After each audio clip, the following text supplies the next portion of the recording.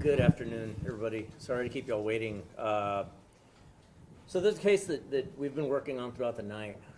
As we speak, I've still got teams out working from the organized crime group, working together with CID, and they're out doing what they do. Now, to you all, it may not make much of a difference that I say organized crime or CID, but I just want you to know this is several units, a huge chunk of this agency devoted to this one case.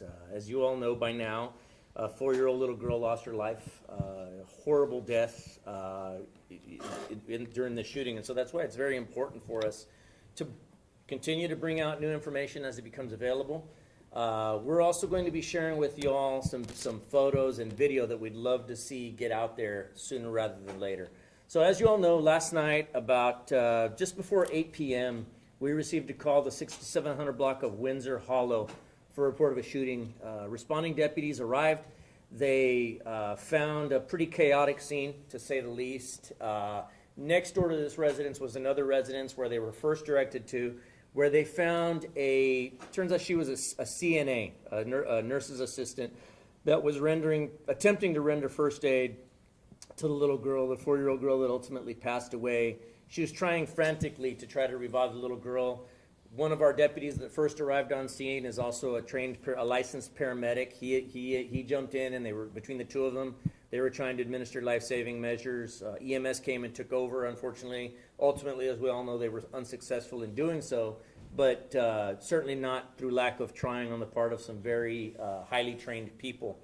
Once they were able to get back next door to 6708, they were able to find a pretty bloody crime scene, for lack of a better term. It was a pretty bloody crime scene. Ultimately, 5 people were shot, to include the little girl, also a 7-year-old and an 8-year-old, along with the 2 parents of these children. So this video that we're showing is a video of and we're going to share this with your desk, but that's the car the shooter's pulling up, and then what you see is the shooter's actually running up on foot and laying down some gunfire. Now we're going to see this same thing from a couple of different angles, and then I'll go into some still photos of these shooters as well that we'd like to see get out there, please. So again, this is from another angle as that car's pulling up. We're also going to show you some still photos of that car, along with a stock image of what kind of car we think it is. So there you see him in slow motion, laying down gunfire from a pretty devastating weapon. We'll also show you a picture of what we think those weapons are.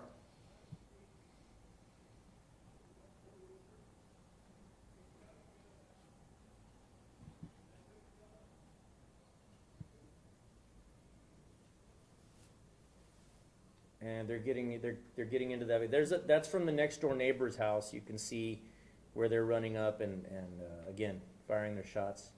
Ultimately, we found a total of 30 rounds of pretty devastating round. I believe it's 7.62 rounds. So there's shooter number 1, what we're calling shooter number 1. We believe he's either a white or Hispanic male, obviously wearing a gray hoodie, black pants of some sort, and then red shoes. And he is carrying a weapon, the same kind of weapon that number 2 is carrying. We'll show you number 2. Number 2, we're not able to make out the race. Obviously, number 1, you saw he was wearing a hood, a balaclava, a tactical type hood, a ski mask type hood, but he's got his face exposed. Number 2, you can't really see too much more of his face. Also wearing black athletic clothes, probably white or gray shoes, black hood also, balaclava, and carrying a weapon that is very similar to this, what we call a Draco. Street slang, there's also a brand name of weapon, but that's what we call a Draco in common street vernacular, I guess. It's a small AK-47 type weapon that fires a devastating round. We've seen those chambered in different rounds. We believe that this is what they were using last night, though, firing 7.62 rounds. Just to give you a point of reference, looking at the front of the house, and we don't have any pictures of it here, but I made the observation from the street that as you looked at the front of the house, obviously there's bullet holes all over the front of it, but the bullet holes didn't look like you would picture a bullet hole looking like, right? A round hole where a bullet went in. These were longer holes. The reason being is because that being such a short-barreled weapon, the rounds, almost as soon as they come out of that gun, are tumbling. And so when they hit flat. I say that to say that it's a devastating wound that makes. So you can imagine that coming in contact with a little girl, 4 years old. Her older, the other victims, 7 and 8 years old. That's a devastating round by some people that absolutely intended to take lives last night. This was not a drive-by shooting where they shot from the street. They wanted to get out and get up close and personal, and they wanted to empty enough lead into that home to make sure that they inflicted maximum damage, to make sure that they killed somebody. Is it going to give me great pleasure to charge both of these two guys with capital murder when the time comes? Absolutely it's going to. I can promise you that. It's just something that we can't allow to happen anywhere, to anyone, much less a 4-year-old child that had nothing to do with anything that these guys were involved in or thought that they were involved in. Esta tarde nosotros vamos a dar más información tocante un tiroteo, un homicidio que ocurrió anoche. A casi las 8 de la noche nosotros recibimos una llamada por un reporte de un tiroteo. Cuando oficiales llegaron, se encontraron con una mujer civil intentando de administrar primeros auxilios a una niña de 4 años de edad. Los oficiales que llegaron también son paramédicos licenciados. Ellos intentaron de salvar la vida a esta niña, pero no tuvieron éxito, desafortunadamente. Ya cuando entraron a la otra casa, encontraron una escena con otras cuatro víctimas que fueron baleadas. 2 niños, 7 y 8 años de edad, y 2 adultos, que obviamente todos fueron llevados a SAMSI. Todos sobrevivieron sus heridas, menos la niña de 4 años de edad que falleció. Nosotros tenemos las esperanzas que ustedes nos van a ayudar a poner estos videos, estas fotografías en el público con las esperanzas que alguien nos va a ayudar poder averiguar quiénes son estos sospechosos. Hay alguien allá que los conoce a estos dos y que los va a reconocer de las fotos y los videos. Ellos usaron una arma, se piensa que usaron armas. Estas son las fotografías de los 2 sospechosos. Es el primero, el segundo también, tenemos fotos de él. Pero estos sospechosos estaban usando una arma que nosotros le decimos Draco. Okay, esta es una arma similar a la AK-47 que dispara una bala grande, fea, que empieza a revolcarse ya en el aire y deja agujero, no como las balas que se ven en las películas, sino que esta es una bala que deja mucho daño a lo que le pega. Se puede imaginar lo que va a pasar cuando esta bala le pega a una niña, por ejemplo, en la cabeza. Y obviamente le quitó la vida a esa niña instantáneamente.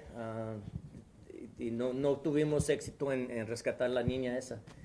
Esta es una fotografía del carro el carro que iban usando los sospechosos. This is actually a picture of the car taken from the surveillance video. We believe at this point the prevailing theory is that this is an Infiniti. Possibly this is a stock photo comparing it. And what we're going off of is the body style. Obviously, this back window looking like it's chopped off.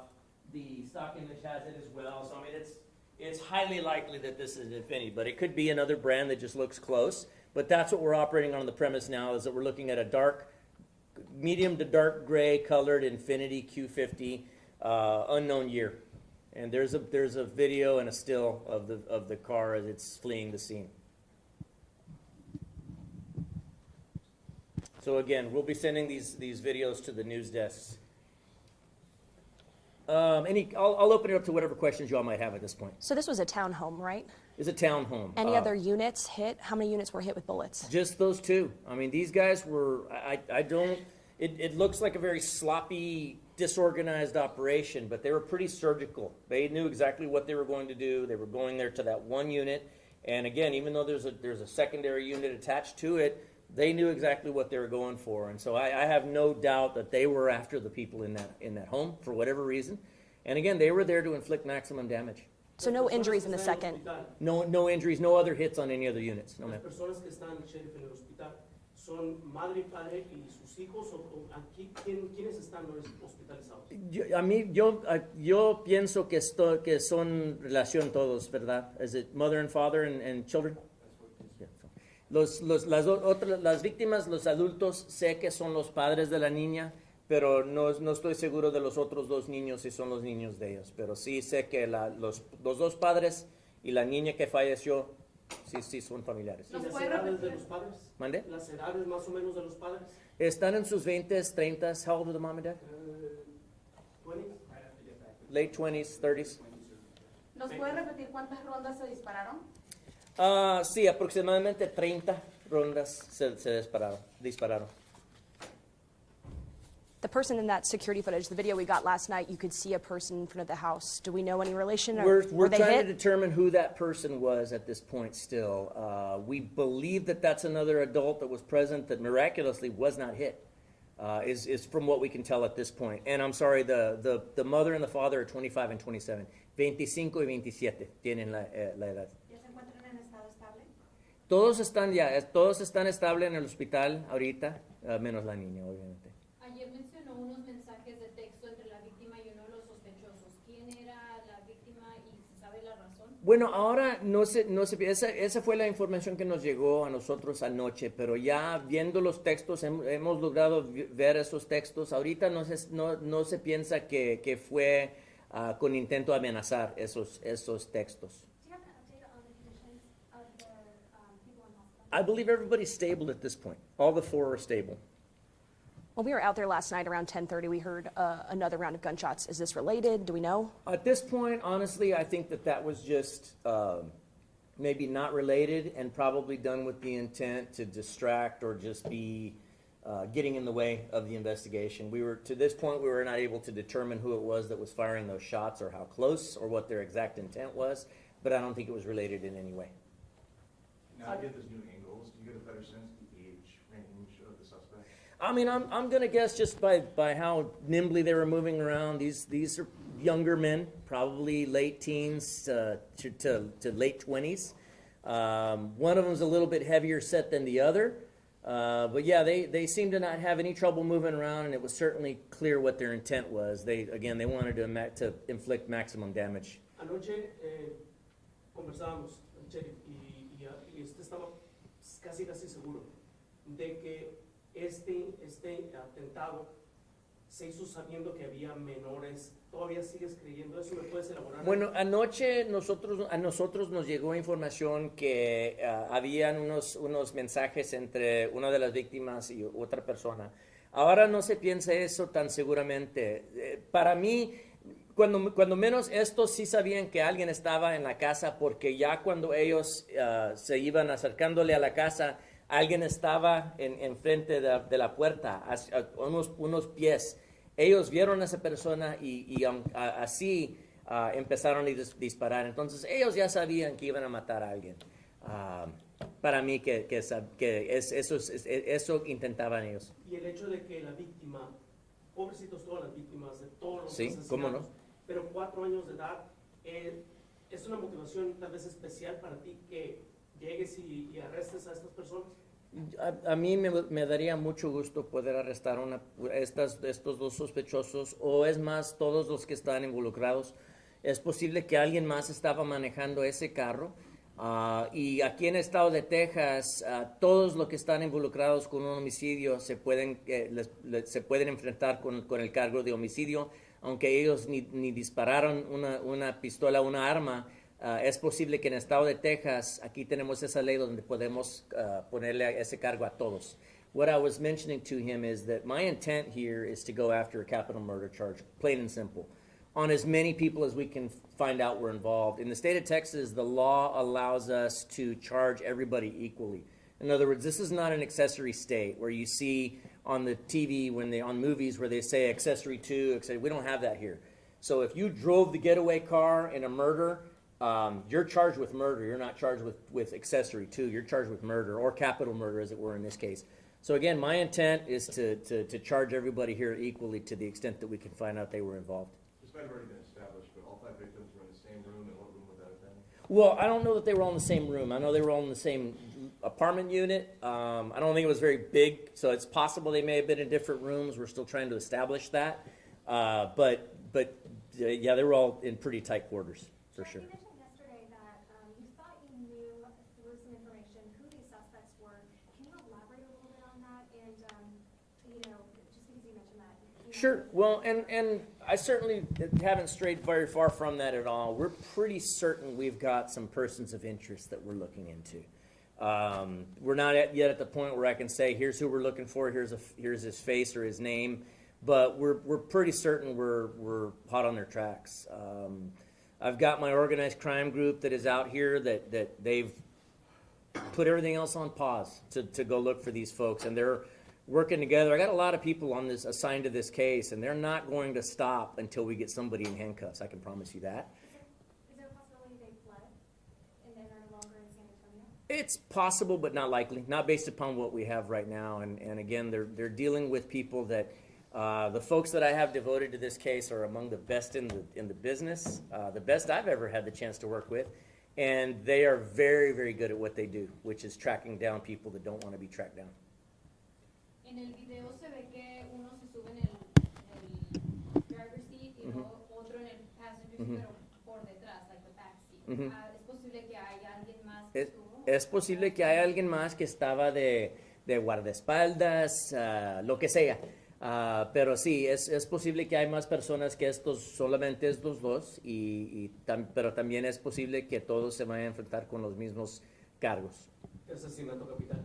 Asesinato capital. Sorry to clarify, you're looking for 2 people or possibly? Well, we're looking for those 2 shooters for sure, but I'm not going to be surprised if I find out there was 2 or even 1 or 2 other people in that car. And then, of course, anybody else that aided them either before or afterwards in the planning stages, or helping get rid of evidence or whatever it may be, or helping to harbor them, everybody's going to go to jail. You had mentioned also that there was a nurse rendering aid. Did she live in the area? Was that a neighbor? I think she's a neighbor, and she did great. She got the little girl out of there and took her to another unit nearby, and was trying her best to render first aid, but with a devastating injury like what this little girl had, I think, unfortunately, I hate to say it, it was really just a matter of time, despite her best efforts. But nonetheless, between she and that deputy that arrived, the first responding deputies that arrived, they've got equipment for this. One of the first deputies that arrived is actually a paramedic. And they tried, and they were not able to save her life, unfortunately. Can you say where she was hit? The little girl? She was hit in the head. One other thing, was this man carrying a handgun? It's hard to tell from... I think that they're both carrying those Dracos, is what it is. And it's a short-barreled rifle, so to speak. I guess it could be classified a pistol legally, but that's a devastating round to be putting down range. So I think that's exactly what they were both carrying.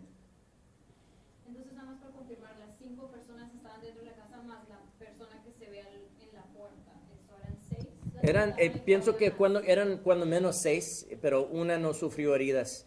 No sé cómo, por milagro, porque nosotros pensamos que esa señora que no fue baleada era la que estaba parada enfrente cuando empezaron los balazos. And then just one last time. Sure. I know you mentioned this yesterday, but can you explain that this is not, the wrong house accidentally shot. You believe that? Oh, I think these guys knew exactly where they were going and what they were doing. So I don't think it was a case of mistaken identity. I think it was extremely targeted. And again, I don't think that there's any continuing threat to the community. And again, I don't, the public out there may have seen a heightened presence of deputies out in the area. That's by design. We certainly want anybody with any information on this to give us a call, 210-335-6000. You can also email us at bcsotips@bear.org. Adentro del hogar no se encontró nada, o sea, nada ilegal. ¿Dentro? Armas y adentro. No me ha dado cuenta de algo así. Okay. Thank y'all so much. Thanks, Sheriff.